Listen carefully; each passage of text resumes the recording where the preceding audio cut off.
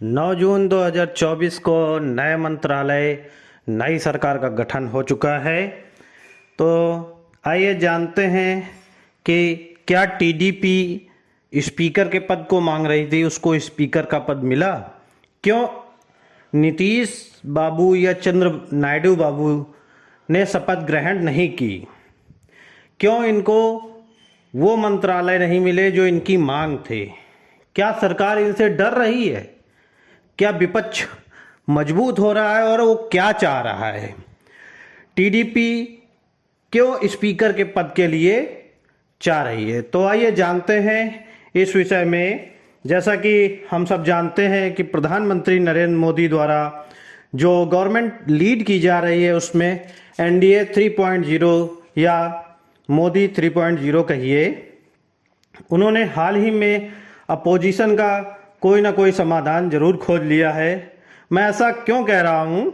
क्योंकि जब तक मंत्रालय का बंटवारा नहीं हुआ था, या कहिए कि मंत्रिमंडल में पद का बंटवारा नहीं हुआ था, तो दुनिया भर में ये कयास लगाए जा रहे थे कि बीजेपी सहयोगी दलों को साथ रखने के लिए एनडीए 3.0 में भर भर के अपनी तरफ से पद देगी।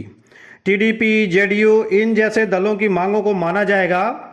हालांकि टीडीपी 5 कैबिनेट पद जहां मांग रहा था, वहीं जेडीयू अपनी तरफ से बहुत सारे मंत्रालय या पद मांग रहे थे, जैसे रेल मंत्रालय, वित्त मंत्रालय या वित्त मंत्री जैसे पद वो मांग रहा था। अपोजिशन बोल रहा था कि इनको दिया ही जाएगा, क्योंकि अकेले भाजपा सरकार जो बनाना चाहे तो नहीं बना सकती थी, क्योंकि उसकी 230 सीटें लोकसभा चुनाव में निकली हुई थी। तो इसलिए ये कयास लगाए जा रहे थे। लेकिन जैसे ही प्रधानमंत्री जी ने 71 मिनिस्टर्स के साथ शपथ ली, जिसमें 30 cabinet minister, 5 minister of state independent charge और 36 मिनिस्टर ऑफ स्टेट थे। लेकिन अगर हम यहाँ पूरे नंबर्स को देखें इंक्लूडिंग पीएम, तो 72 नंबर्स में केवल जो अलाइज थे उन्हें 11 पद मिले हैं। जैसे ही 11 पद मिले, अपोजिशन के दिमाग में एक और विचारधारा चलने लगी कि भैया बीजेपी तो डर ही नहीं रही है, इसको तो किसी चीज़ का डर ही नहीं है। जैसे ही उसने ये सोचा है, उसके दिमाग में आया कि सहयोगी दलों का उसके ऊपर कोई दबाव ही नहीं है, मतलब सहयोगी भाग जाएंगे, इनका उस पर 1% भी डर नहीं है। अगर डर होता तो उन्हें अच्छी पोजीशन वाले पद देता, जैसे वित्त मंत्रालय, गृह मंत्रालय, रेल मंत्रालय, ऐसे पद दिए जाते। पर उन्होंने तो दिया ही नहीं। जब नहीं दिया तो इस विषय पर बहुत ज़्यादा चर्चाएं होने लगीं कि निश्चित ही बीजेपी ने कोई दूसरा रास्ता खोज लिया है। तो कुछ लोगों को महाराष्ट्र काल याद आया। क्या महाराष्ट्र काल में याद आया? कि जब महाराष्ट्र में महाविकास आघाड़ी दल द्वारा सरकार चलाई जा रही थी, जिसमें शिवसेना, एनसीपी और कांग्रेस के गठबंधन से उद्धव ठाकरे सरकार चला रहे थे, तब बीजेपी ने शिवसेना, एनसीपी के 2/3 से अधिक विधायकों को तोड़कर अपने में मिला लिया। तो according to anti defection law, इसे पार्टियों का टूटना नहीं, मर्जर कहा गया।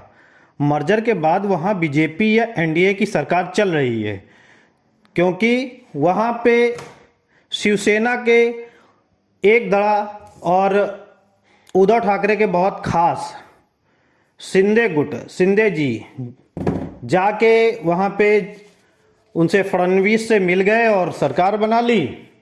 और सरकार मुख्यमंत्री के पद पे अभी वो खुद स्वयं काबिज हैं। और जब ऐसा हुआ कि बीजेपी ने इन पार्टियों को तोड़ के और अपने एक सरकार बना ली, तो लोगों को महाविकास आघाड़ी दल द्वारा टूटे इस सिस्टम को याद आने लगा।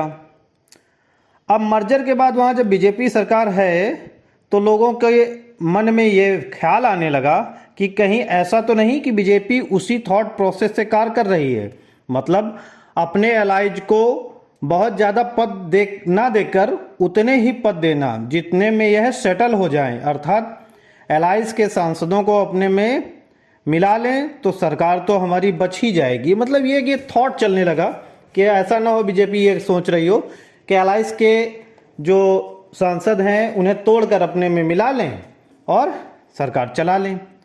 अब उसमें यह भी चलने लगा कि या नई पार्टी को तोड़कर नई पार्टी में मिला लिया जाए तो सबसे अहम भूमिका स्पीकर निभाता है।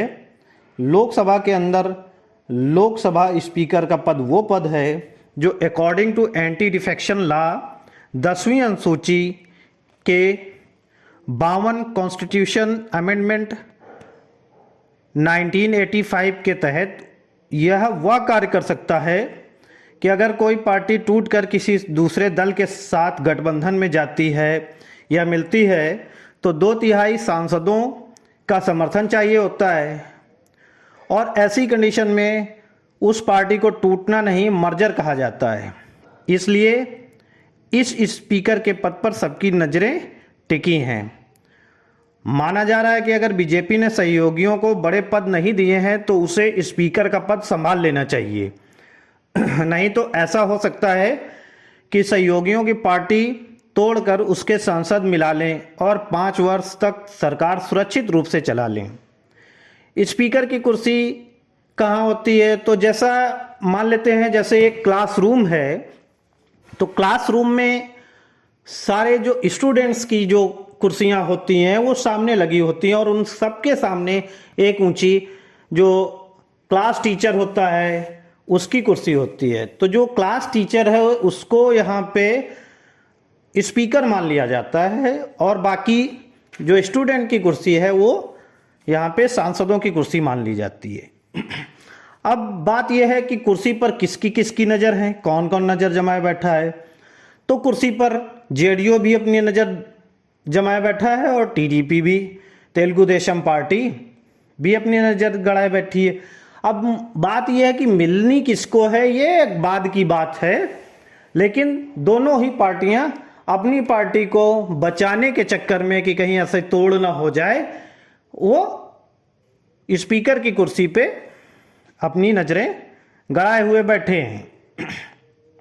इसके साथ साथ जो इंडिया अलायंस है वो भी इनको मोटिवेट कर रहा है कि आप एनडीए से आप स्पीकर की कुर्सी मांग लीजिए, जो कि अगर आप चाहते हैं कि आपकी पार्टी बच जाए ना टूटे तो आप स्पीकर के पद को संभाल लीजिए। क्योंकि वो इंडिया अलायंस भी सोच रहा है कि एनडीए बहुत ही स्ट्रांग मैंडेट के साथ आगे बढ़ रही है, बिना डरे बिना झुके वो आगे बढ़ रही है। अपने सहयोगी दलों के साथ वो बढ़ ही नहीं रही है, उनके मांग के हिसाब से उनको मंत्रालय ही नहीं दे रही है, उनके आगे वो झुक ही नहीं रहे हैं। अपने 2019 के मंत्रियों को वो रिपीट कर रही है। तो ऐसे में टीडीपी को भड़काया भी जा रहा है कि आप ऐसा करिए कि आप अपनी स्पीकर का पद संभाल लीजिए, नहीं तो आपकी पार्टी टूट ना जाए। क्योंकि ऐसा पहली बार तो हुआ नहीं, इसके पहले भी वहां पे कांग्रेस में एनसीपी को तोड़ दिया। अजीत पवार गुट और शरद पवार गुट को 2 टुकड़ों में एनसीपी कर दी गई। यहां तक कि शिवसेना को तोड़ दिया गया। शिवसेना की सरकार थी गठबंधन से महा विकास अघाड़ी दल जिसका नाम रखा गया था कांग्रेस के समर्थन से थी, उसको तोड़ के शिंदे गुट शिवसेना और उद्धव ठाकरे गुट शिवसेना में बांट दिया गया। तो इसलिए वो टीडीपी को आम आदमी पार्टी के द्वारा भी भड़काया जा रहा है। ऐसा कहा जा रहा है कि वो कह रहे हैं कि आप अपना स्पीकर का पद मांग लीजिए जिससे कि आपकी पार्टी बची रहे। अगर आप स्पीकर के पद को मांगते हैं तो हम आपको समर्थन पूरी तरीके से देंगे, और आपके साथ खड़े रहेंगे। अब खड़े रहने का मतलब क्या है कि अगर पद मांगोगे तो हम आपको वोट करेंगे आपके समर्थन में। और कहीं ना कहीं उनकी एक इच्छा ये भी है कि अगर वो ऐसा करते हैं तो टीडीपी जो है या जेडीयू है उससे टूट के महागठबंधन के साथ मिल जाए और सरकार बदल जाए। हो सकता है महागठबंधन की सरकार बन जाए। तो ये एक अपना एक अलग नज़रिया है। इंडिया अलायंस की तरफ से तो संभव है कि उन्हें सरकार में जाने का मौका मिल जाए और उनको भी वो वाला पद जो है स्पीकर वाला पद टीडीपी को मिल जाए। वो इस तरीके से कयास लगाए जा रहे हैं। स्पीकर, अब बात करते हैं कि स्पीकर के पद में ऐसा कौन सा लड्डू लगा हुआ है कि जो सभी इसके दीवाने हैं। अब स्पीकर का पद क्या इतना बड़ा हो गया कि अपोजिशन भी कह रही है टीडीपी से कि भाई वो वाला पद ले लेना, आपके बड़े काम का है। इस विषय पर हम हर तरफ से यही चर्चा है कि स्पीकर का पद, स्पीकर का पद। अरे भाई क्या है स्पीकर का पद? तो इस पर द हिंदू ने प्रॉपर एक्सप्लेनर किया है कि लोकसभा स्पीकर कि आफ्टर ऑल पावर क्या है, जिसके लिए सब लोग इतने ज़बरदस्त तरीके से मरे जा रहे हैं। फिलहाल 18वीं लोकसभा चल रही है इस समय पर टीडीपी के द्वारा, यानी चंद्रबाबू नायडू के द्वारा और जेडीयू के द्वारा सहयोग से एनडीए की सरकार चल रही है। स्पीकर के पद की बहुत सारी विशेषताएं हैं। जैसा मैंने पहले आपको बताया कि 10वीं अनुसूची के अंदर एंटी डिफेक्शन लॉ जहां लिखा गया है, उसमें यह कहा गया है कि अगर कोई एक पार्टी 2/3 सांसद टूट कर या निकल कर अपना समर्थन किसी दूसरी पार्टी को देते हैं तो इसको टूटना नहीं, मर्जर कहा जाएगा, मर्जर माना जाएगा। और 2/3 सांसद दूसरी पार्टी में मिलते हैं तो इसको वैलिडेट जो है वो स्पीकर ही करेगा, यानी लोकसभा का स्पीकर करेगा। यदि विधानसभा के साथ ऐसा है तो विधानसभा का स्पीकर करेगा। तो यानी स्पीकर की ताकत इस पूरे प्रोसेस में बहुत ज़बरदस्त है। एंटी डिफेक्शन लॉ में मर्जर सही है या नहीं, इसका निर्णय स्पीकर करता है। महाराष्ट्र के केस में ऐसा पहले हुआ, मैंने पहले बताया कि उद्धव ठाकरे की सरकार द्वारा हुआ करती थी, तो उद्धव ठाकरे सरकार चलाया करते थे।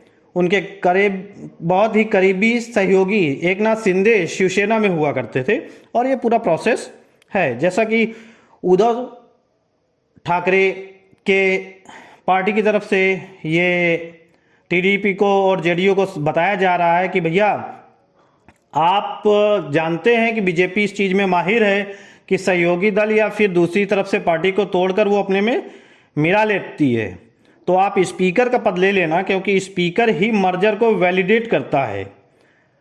और अगर आपने नहीं लिया तो भाई आप जाने, क्योंकि ये आगे का प्रोसेस कभी भी हो सकता है। सरकार अपनी सुरक्षित चलानी ही है 5 साल।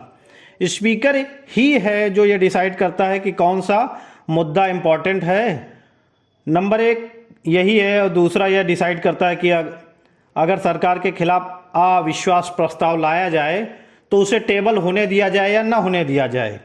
तो स्पीकर इस पर विशेष महत्व रखता है। जैसे जब सुमित्रा महाजन 2014 से 19 के बीच में लोकसभा के अंदर स्पीकर हुआ करती थी, तो उन्होंने बीजेपी के खिलाफ या एनडीए के खिलाफ विश्वास प्रस्ताव को टेबल ही नहीं होने दिया, यानी वो संसद को स्थगित करती रही।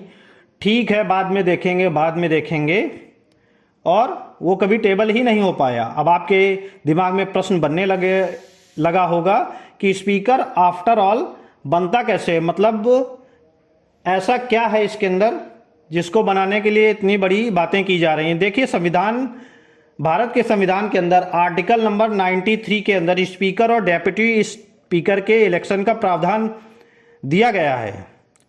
इनको कैसे निर्वाचित किया जाता है, जैसा आपको इनको कैसे निर्वाचित किया जाता है, ये भी एक प्रश्न है। तो ये आपके मन में थोड़ा सा आ रहा होगा। मैंने थोड़े दिन पहले भी बताया था कि प्रधानमंत्री जब शपथ लेते हैं तो प्रधानमंत्री को शपथ राष्ट्रपति दिलाते हैं, जैसा कि अभी इस बार भी हुआ। प्रधानमंत्री के साथ काउंसिल ऑफ मिनिस्टर्स, जो कैबिनेट मिनिस्टर्स हैं, स्टेट ऑफ मिनिस्टर्स हैं, स्वतंत्र प्रभार मिनिस्टर ऑफ स्टेट हैं, इनको भी राष्ट्रपति जी ने ही शपथ दिलाई है। तो इसके साथ साथ उन्हें सांसद के पद की भी शपथ दिलाई जाती है। अब लोकसभा के सांसद हैं तो लोकसभा में, और शपथ कौन दिलाएगा? तो राष्ट्रपति के द्वारा प्रोटेम स्पीकर नियुक्त किया जाता है। जब तक प्रोटेम स्पीकर नियुक्त नहीं हो जाता है तब तक पुराना स्पीकर ही स्पीकर का पद संभालता है। प्रोटेम स्पीकर की नियुक्ति 2 दिन के लिए की जाती है और सामान्यतः वह उस व्यक्ति को बनाया जाता है जो सीनियर मोस्ट होता है तत्कालीन संसद के अंदर। अब प्रोटेम स्पीकर शपथ दिला देता है, उसके बाद स्पीकर का चुनाव होता है। चुनाव में जितने ज़्यादा मत उनके पास में उपस्थित होते हैं स्पीकर के समर्थन में, उतने ही स्पीकर पद वोट मिलते हैं, जिससे स्पीकर का पद मिलता है। क्योंकि लोकसभा में बहुमत वाली पार्टी ही शासन कर रही, इसलिए सामान्यतः लोकसभा के अंदर स्पीकर वही होता है जिसकी पार्टी मेजॉरिटी में होती है, यानी सत्तारूढ़ पार्टी का ही स्पीकर होता है। अब एक इसमें और पद होता है डेप्यूटी स्पीकर का। तो डेप्यूटी स्पीकर का भी चुनाव होता है, लेकिन डेप्यूटी स्पीकर के साथ एक ये परिपाटी बना रखी है कि यह अपोजिशन की तरफ से होता है, उसका चुनाव अपोजिशन की तरफ से होता है। जैसे 2014 से 19 में स्पीकर पद जो था वो बीजेपी के पास था। 2019 से 2024 तक भी ओम बिड़ला जी रहे, 2014 से 2019 तक सुमित्रा महाजन जी थीं। लेकिन 2019 से 2024 तक डेप्यूटी स्पीकर का पद 5 साल खाली रहा, क्योंकि उनको ज़रूरत ही नहीं पड़ी डेप्यूटी स्पीकर की, तो इसलिए उन्होंने डेप्यूटी स्पीकर को नहीं किया। हालांकि ये है कि संविधान के आर्टिकल 95 में लिखा है कि अगर स्पीकर को अपने पद से रिजाइन करना है तो डेप्यूटी स्पीकर को अपना रिजाइन देता है और डेप्यूटी स्पीकर को अपना रिजाइन देता है। यह है विभिन्न प्रतियोगी परीक्षाओं में बहुत बार पूछा जा चुका है। अब ये कहा जाता है कि स्पीकर के पास एक और तगड़ी पावर होती है। वो क्या होती है? जैसे मैंने बताया, एंटी डिफेक्शन लॉ पावर है, अविश्वास प्रस्ताव को ना लाने की पावर है, टाल मटोल कर सकता है। तो तीसरी कौन सी सबसे बड़ी पावर है? तो लोकसभा के अंदर कोई विधेयक प्रस्तुत किया जाता है, तो कोई प्रस्ताव लाया जाता है, तो उस बिल को मनी बिल है या नहीं इसका निर्णय भी स्पीकर ही करता है। जैसे पिछली सरकार में आधार के बिल को लोग मनी बिल करके पास कराया गया, ऐसे करके बताते हैं कि बहुत सारे होते हैं, क्योंकि ये है स्पीकर का अपना एक डिस्क्रिशनरी पावर है। और ऐसा करके पुरानी सरकार में जैसा बताया कि वो आधार का वो करके करा चुके हैं। तो साहब, अब टीडीपी की नज़र इस पद पे अल्टीमेटली बनी हुई है, तो इसका खोज क्या निकाला बीजेपी ने, समाधान क्या निकाल लिया, जो कि सुर्खियों में बन चुका है। तो आइए मैं आपको बताता हूं कि असल मायने में साल 1999 के अंदर जब अटल जी की सरकार हुआ करती थी, तो अटल जी की सरकार उस समय टीडीपी के सहयोग से ही चल रही थी। एनडीए का गठबंधन था। टीडीपी में चंद्रबाबू नायडू के समर्थन से ही अटल जी अपनी सरकार चला रहे थे। 1999 में जीएमसी बाल योगी स्पीकर हुआ करते थे। 1999 के अंदर जब सत्ता के अंदर विपक्ष के द्वारा अविश्वास प्रस्ताव पारित किया गया, उस अविश्वास प्रस्ताव में जीएमसी बाल योगी के द्वारा यह कहा गया कि अविश्वास प्रस्ताव की स्थिति सही मायने में ही एनडीए और टीडीपी की खटास की वजह हो गई। जीएमसी बाल योगी ने उस समय एक गिरधारी नाम के व्यक्ति जो सांसद थे, लेकिन उन्हें उड़ीसा का सीएम बनाया गया था, कांग्रेस की तरफ से उन्हें परमिशन दी गई कि आप आकर के अविश्वास प्रस्ताव के समय होने वाली वोटिंग पर आप भी वोट देने की परमिशन दी गई, जिसमें एक वोट से एनडीए सरकार गिर गई थी। जहां एनडीए सरकार के पास 269 और अपोजिशन के पास 270 के वोट पड़े थे, 269 वोट के साथ एनडीए सरकार गिर गई थी। इस एक वोट की जो गणित है उसको बीजेपी आज भी याद करके रखती है। इसलिए लोकसभा के अंदर से अविश्वास प्रस्ताव की स्थिति अगर है तो उस में यह टेस्टिंग की जा रही है कि वोट किसके समर्थन में होगा। पता चले टीडीपी के द्वारा बैठाया हुआ व्यक्ति फिर से कोई कारस्तानी कर दे तो फिर आप पूछेंगे कि फिर से बैठाया हुआ व्यक्ति का क्या मतलब है। तो जो जीएमसी बाल योगी जी हैं उनके बेटे को टीडीपी की तरफ से चुनाव में चुना गया है, जनता ने उनको चुना है सांसद के तौर पे और टीडीपी उन्हीं को स्पीकर का पद देना चाह रही है, जो कि दलितों का एक वोट रिप्रेजेंटेटिव बनकर बैठे हैं। खैर बीजेपी इस चीज़ की काट ढूंढ के लाई है। उन्होंने इसके बारे में जिनके बारे में बहुत कम लोग जानते हैं लेकिन अब वो सुर्खियों में बने हैं। साथियों, साउथ की सुषमा स्वराज के नाम से वो फेमस हैं। यह लोकसभा अध्यक्ष पद के लिए इस समय रेस में सबसे आगे चल रही हैं और यह बीजेपी की आंध्र प्रदेश की अध्यक्ष हैं।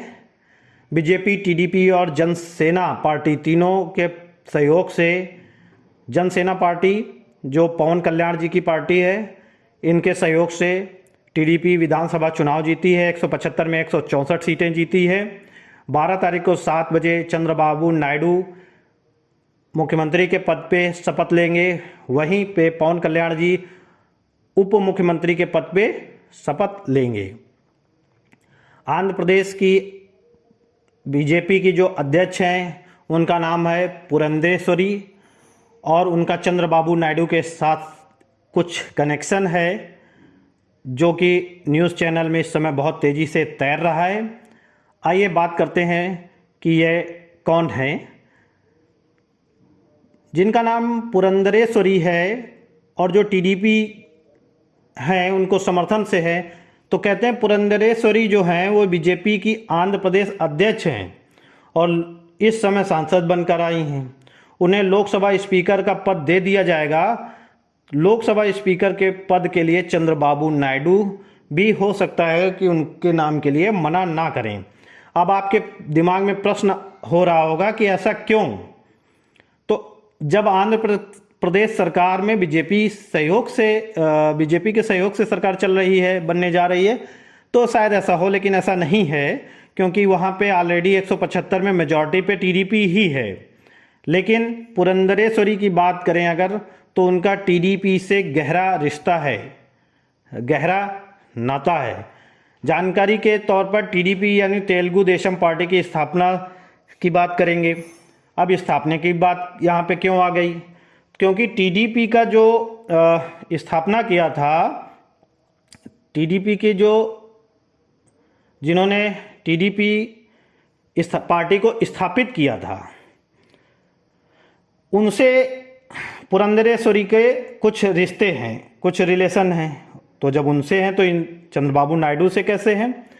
तो टीडीपी तेलुगु देशम पार्टी को नंदुमरी तारक रामराव के द्वारा यानी एनटीआर के द्वारा, जो कि एक तेलुगु सिनेमा के बहुत बड़े सुपर स्टार हुआ करते थे, आज भी उनके नाम बहुत फेमस है, उनके द्वारा टीडीपी की स्थापना की गई थी। अब एनटीआर का मतलब उनका नाम क्यों आ गया? अरे भैया, यहाँ पे नेता भी हैं, अभिनेता भी हैं, अभिनेता नेता है, नेता अभिनेता है। तो नंदुमरी तारक रामराव के द्वारा, जो तेलुगु सिनेमा के बहुत बड़े स्टार थे, जब इसकी टीडीपी की स्थापना की गई तो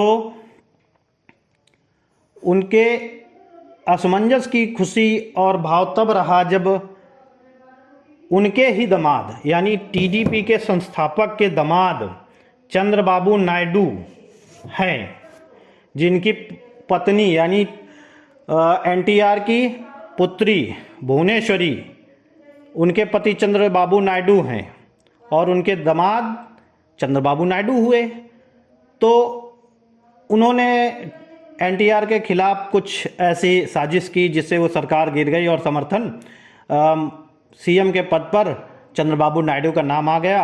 लेकिन सबसे बड़ी बात ये थी कि उस समय दुग्गपति पुरंदेश्वरी ने एनटीआर से कहा कि आप चंद्रबाबू नायडू को समर्थन दे दीजिए, और इनका पुरंदेश्वरी का पूरा रोल इसमें था। चंद्रबाबू नायडू की सरकार बनाने में। तो उस समय जब चंद्रबाबू नायडू शासन में हुआ करते थे तो उन्होंने ऐसे करके एक सरकार बनाई और सीएम पद पर लिया। अब बात करते हैं पुरंदेश्वरी को लोकसभा स्पीकर का पद बनाने में चंद्रबाबू नायडू मदद क्यों करेंगे, ऐसा बीजेपी का दावा है। आइए एक चीज़ और जान लेते हैं कि एनटीआर के पुत्रों में एक और उनके पुत्र थे जिनका नाम था नंदमरी हरे कृष्णा। नंदमरी जो हैं उनके बेटे एनटीआर रामाराव। ये एनटीआर रामाराव जूनियर कौन है? तो एनटीआर रामाराव जूनियर हैं जिनको आरआरआर पिक्चर में आपने देखा है और सिर्फ बहुत सारी उन्होंने पिक्चर बनाई। वो एक बहुत बड़े अभिनेता भी हैं। तो इस परिवार से कई लोग हैं जो अभिनेता हैं। अब एनटीआर जूनियर को देख लीजिए तो एनटीआर जूनियर भी इस फैमिली से जुड़े हैं। उनकी ये पुरंदरेश्वरी बुआ हैं, भुवनेश्वरी बुआ हैं। तो अब आइए बात करते हैं कि एनटीआर की दूसरी बेटी जो थी, जिनको साउथ का सुषमा स्वराज कहा जाता है, उनको जेम्स एंड ज्वेलरी का बहुत नॉलेज है, उन्होंने इसकी पढ़ाई भी की है। अब असल में पुरंदेश्वरी टीवी के संस्थापक की बेटी तो हैं ही, लेकिन चंद्रबाबू नायडू की शाली भी हैं। तो इसलिए बीजेपी चाह रही है कि उन्हीं को स्पीकर के पद पे लाया जाए जिससे चंद्रबाबू नायडू मना भी ना कर सकें। अब इधर बात करते हैं कि पुरंदेश्वरी वेस्ट सुटेबल नाम है तो किस लिए, क्योंकि साली होने की वजह से और उनका एक बार चंद्रबाबू नायडू को मुख्यमंत्री बनाने के लिए इनका अहम योगदान है।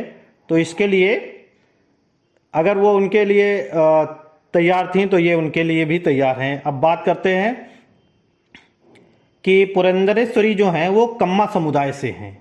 ये वही कम्मा समुदाय है जिसकी आबादी लगभग 4.8% आंध्र प्रदेश में है। आंध्र प्रदेश के अंदर चंद्रबाबू नायडू भी उसी समुदाय से आते हैं। उस समुदाय के लिए कुछ करना चाहते हैं, ऐसा जगन मोहन रेड्डी का पहले भी आरोप रहा है। कहते हैं कि अमरावती को कैपिटल बनाने के पीछे चंद्रबाबू नायडू का जो असली लालच है वो कम्मा जात के लोगों को खुश करना है। और पुरंदेश्वरी कम्मा को इस जगह से स्पीकर के पद पर अगर भेजा जाएगा तो वहाँ के लोग इनके पक्ष में खुल के आ जाएंगे। अब जब बात की जाती है कि राजनीति में अभिनेता में नेता में अभिनेता है, तो आइए जान लेते हैं कि एनटीआर के दामाद रहे चंद्रबाबू नायडू और चंद्रबाबू नायडू आंध्र प्रदेश में जिनके सहयोग से सरकार बना रहे हैं उनका नाम है पवन कल्याण जी। पवन कल्याण तेलुगु सिनेमा के काफ़ी बड़े फिल्म स्टार हैं। पवन कल्याण चिरंजीवी के भाई हैं। चिरंजीवी बहुत बड़े और फेमस एक्टर रहे हैं जो रामचरण के पिता हैं। अब रामचरण कौन हैं? चूंकि एनटीआर की बात हो चुकी थी तो आरआर मूवी में ये दोनों अभिनेता एक साथ दिखे हैं। अब बात करते हैं कि चिरंजीवी के संतान रामचरण हैं। दूसरी तरफ अगर बात करें तो उसी तरीके से एनटीआर के दामाद चंद्रबाबू नायडू और हैं। मैंने इसलिए कहा क्योंकि नेता हैं। तो अब बात करते हैं कि रामचरण के चाचा पवन कल्याण हैं जो कि चिरंजीवी के भाई हैं और पवन कल्याण के सहयोग से चंद्रबाबू नायडू सरकार बना रहे हैं। यानी कि जो वर्तमान सरकार है उसमें पवन कल्याण का एक अहम रोल है। अब बात करते हैं कि एक और एक्टर जिनका नाम है अल्लू अर्जुन, उनसे भी कनेक्टेड हैं चिरंजीवी। जैसे भूपा जी, मतलब चिरंजीवी उनके फूफा जी लगते हैं। अल्लू अर्जुन की बुआ जो है वो चिरंजीवी की पत्नी है। तो एक वहाँ से भी सपोर्ट है, यानी अल्लू अर्जुन और रामचंद्र कजिन ब्रदर्स हैं।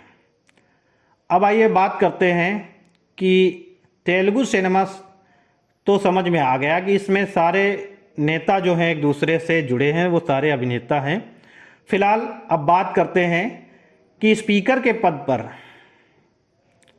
बीजेपी के इस दांव को ये कैसे मानते हैं कि ये पूरा जो है समर्थन रहेगा, पवन कल्याण का समर्थन रहेगा, चूंकि पवन कल्याण के समर्थन से या उनके सहयोग से वहाँ पे टीडीपी की सरकार आंध्रा में बन रही है।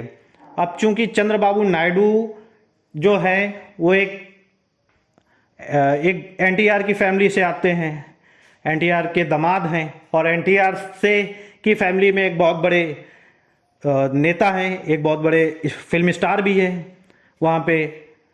और इसी तरीके से जिनके सहयोग से पार्टी के सहयोग से बन रही है सरकार पवन कल्याण, उनकी फैमिली में भी सारे अभिनेता हैं, वर्तमान में नेता भी हैं, और जिससे वो जुड़े हुए हैं, जहाँ से उनकी शादी हुई है वहाँ भी नेता हैं। तो ये पूरी केमिस्ट्री अगर समझ में आ गई है तो ठीक है, चैनल को लाइक, सब्सक्राइब और शेयर कर दें।